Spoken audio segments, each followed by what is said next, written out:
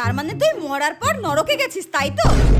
তুই কুত্তার বাচ্চা, তুই তুই স্বর্গে পৌঁছে গেছিস?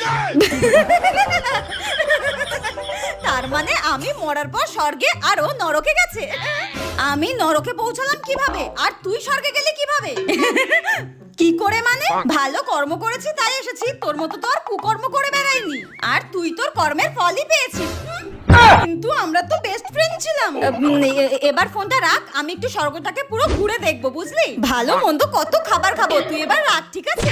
আরে পরশুদিনে তো তুই 51 নম্বর বয়ফ্রেন্ড চেঞ্জ করলি। প্রতিটা ছেলেকে বিয়ের প্রতিশ্রুতি দিয়ে একটা ছেলেকেও তুই বিয়ে করিসনি। প্রতিটা ছেলের জীবন নষ্ট করেছিস। তুই কি করে ভালো কর্ম করিস রে? তাও তুই স্বর্গে গেলি আর আমি নরকে।